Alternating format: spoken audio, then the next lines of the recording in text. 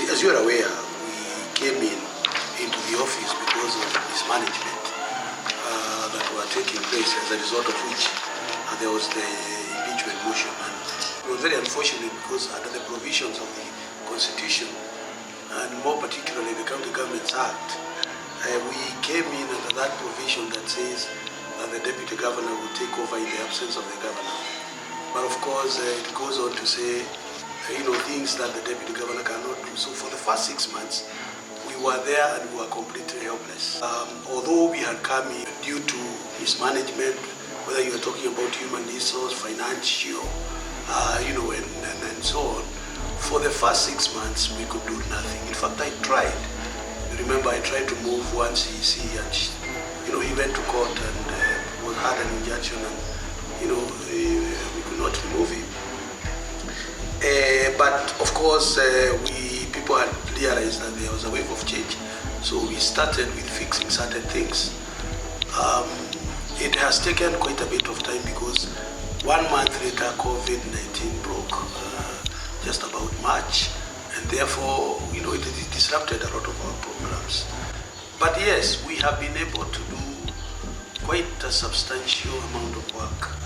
The first thing that we have been able to do is, of course, to arrest the ROS, the revenue and corruption activities that were very rampant in the county, whether it was to do with how we collect own source revenue. There was quite a number of loopholes that were open. We also had financial systems that were interrupted largely to allow for the privilege of the money. So we've been able to fix that. More importantly, is to fix the whole issue of procurement. Our procurement systems were totally broken. The normal procurement procedure was not followed, and that will become clear to Kenyans and to Kiambu people when we appear in Senate later next month to present and defend the 1819 audit report. It will become clear that quite a number of procurement procedures were skipped, including using companies that were not pre-qualified, including even sometimes offering contractors a price higher than engineers estimate, procurement of services that were not provided for in the budget. So the whole procurement procedure was not there. There was no procedure at all. So we have fixed that. But as you know, these things take time. In terms of internal controls, there were no internal controls. If you look at, for instance, the internal audit was staffed money, and it was somewhere within finance. Unfortunately, it also did not have enough human resource. And if you don't have a strong internal audit, then all the internal controls that we are talking about are not there. So since then, we have hived off the internal audit directly from finance, and we have strengthened it. We have hired additional principal auditors. So quite a number of things have changed. We also embarked on the workmanship, the quality of work that we were expecting from our suppliers. To a large extent, what was happening then was that there was poor workmanship for several reasons. Either because whatever is paid to the contractor, part of it is taken back, and therefore the amount of money left is not enough to do the kind of job that you anticipated, but also because the supervision and the certification of whether the job has been done or not was very poorly managed. And we've come in and we have changed that, and now we hold the residents accountable for the work that is done by the contractor. So to a large extent, 2 years is not long enough to fix what has not been there for a couple of years. but we are way, way ahead. And that is why you can say that so far we have been able to achieve a significant amount of change and transformation in the county, even with limited resources and with weak systems. Because whatever is paid to the contractor, part of it is taken back, and therefore the amount of money left is not enough to do the kind of job that you anticipated, but also because the supervision and the certification of whether the job has been done or not was very poorly managed. And we've come in and we have changed that, and now we hold the residents accountable for the work that is done by the contractor. So to a large extent, 2 years is not long enough to fix what has not been there for a couple of years.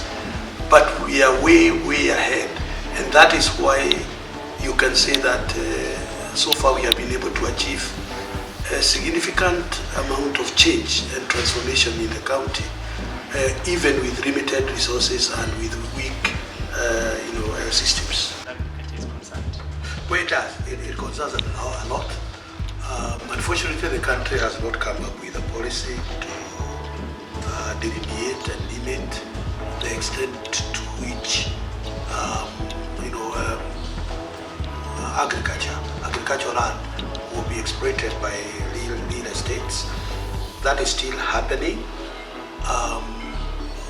There has been a lot of subdivision of farms, large-scale farms, to come up with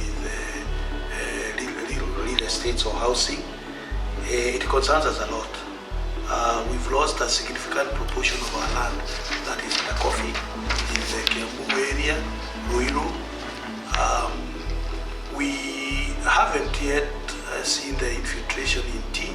We are starting to see that, and our concern is that we need to come up with regulations. We need to come up with spatial planning. But I can tell you that that is easier said than done, because you can understand that if you have a coffee farm, 10 acres, and coffee is not doing well, and you as a family need to go and seek some medical treatment within the country or outside, but you cannot get money from coffee. The next thing that you want to do is to subdivide the land, sell part of it, go seek for your medical, and come back.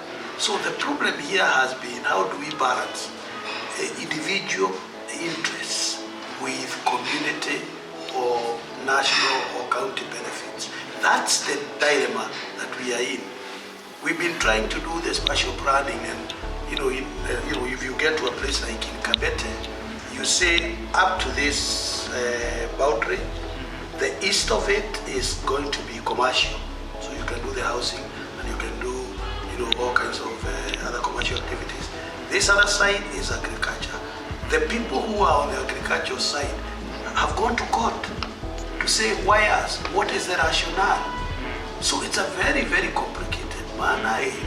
Our constitution is very strong on public participation.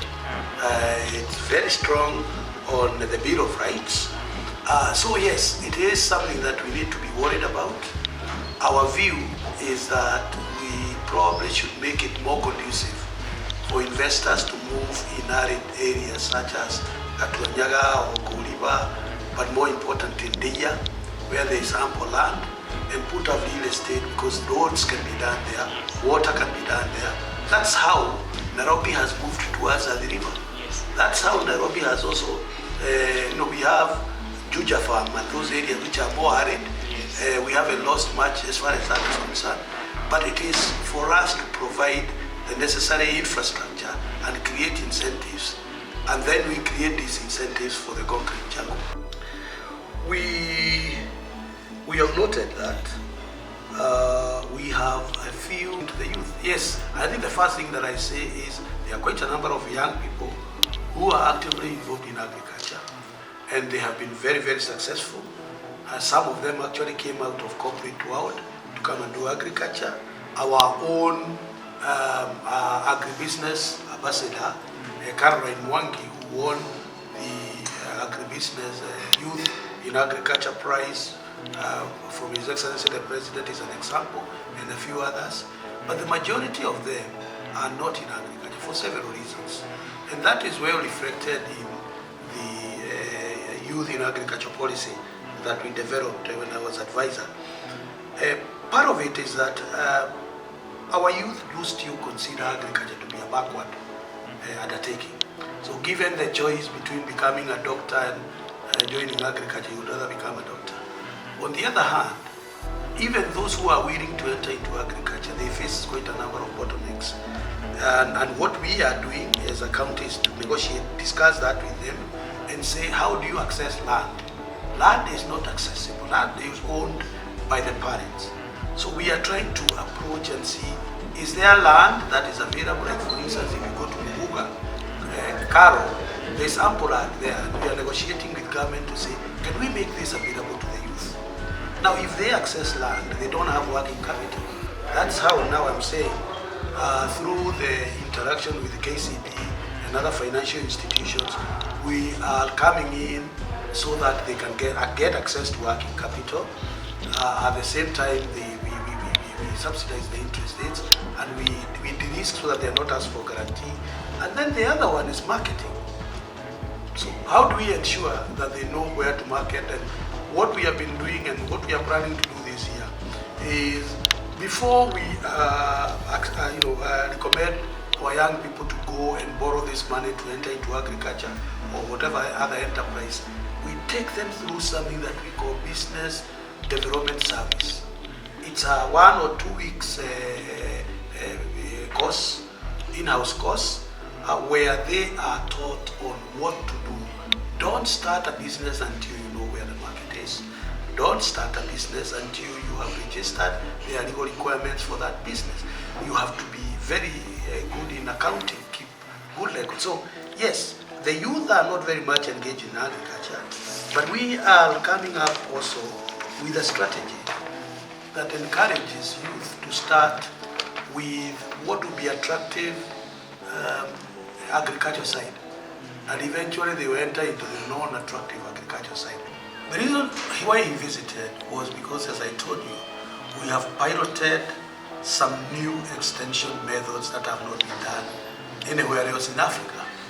And one of it is the method that we call the village-based advisors, which is basically making farmers become trainers of their colleagues, of their farmers.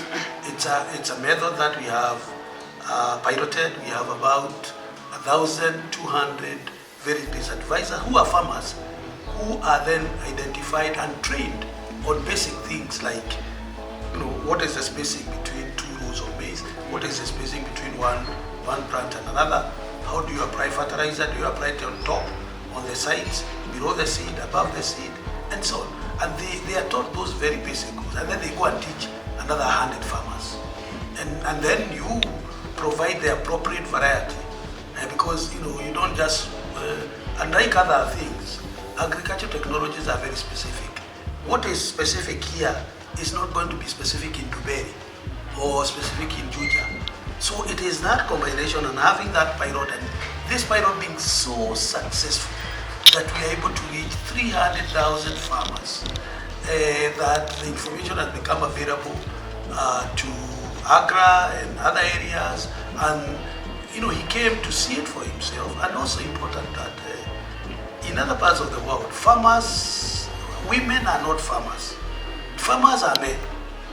Because now this methodology encourages youth and women, it is also a game changer. So he came to see, and what we are agreeing, we are in discussion now, and it will come out in the AGRF later in the month, is how we can scale this up. How do we scale up in Kiambu so that instead of having 1,000, we have 10,000? And how can we scale up, instead of reaching 300,000, we can reach 1.5 million farmers? So that was the honor that he gave us, and we have discussed it at the Council of Governors. We are willing to have this extended to other counties. Being close to Nairobi is a double-edged sword. There are good things and bad things. We estimate that our hospitals take about 40% of residents who are not Kiambu residents. That is one, because if you improve on your health facilities, like for instance, we have a COVID center in Tigoni. It's the only COVID center of its own around, with oxygen that is piped direct to the bed. If you have such good facilities, you cannot stop people from coming.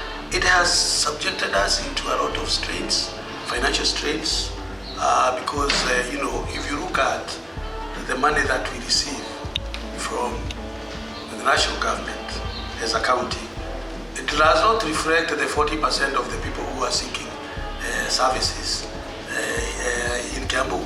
But then we have to be able to meet that, even in terms of our health personnel. So yes, it's subjecting us into some constraints, particularly now COVID, where the average cost of one patient, a COVID patient, is about 30,000 shillings per day.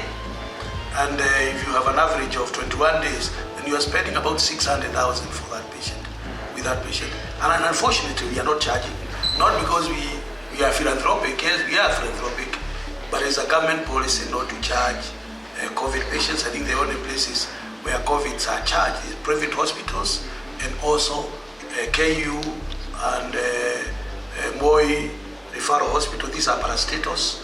So for the national government, we don't. So it's subjecting us into, you can imagine the amount of money that we are spending, the amount of drugs that are being taken. But we are happy that we are able to provide that service. We have been in discussions with the ministry. We have been in discussions with the Council of Governors to try and see how counties that are within the same zone could share some of the services that are common, that you cannot limit the people from crossing the border. Well, as you probably know, we've been having a bursary program. Our bursary program is not limited to Form 1s. It also helps the university students. Within the bursary program, there is the normal ordinary bursary, which we give on regular basis every term. But there are also scholarships, and we try to identify the very vulnerable members of our society so that we can support them. Therefore, we can't satisfy it.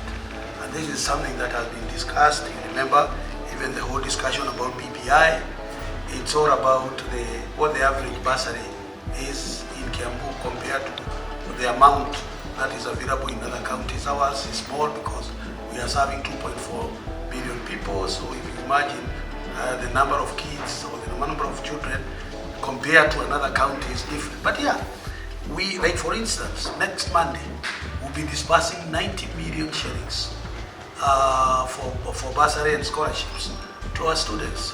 This has been late. We have apologized to our residents, but it is unfortunate that this came in at the end of the financial year and the beginning of another financial year, and there were delays. But now we have the money, we have the processes, so we'll be releasing the check. So that's one of the things that we are doing, because as you probably know, we are only mandated to deal with ECDs and vocational training centers. I think those ones we are also putting in infrastructural development. We are putting in teachers. We converted all the ECD teachers from being casuals to permanent employees.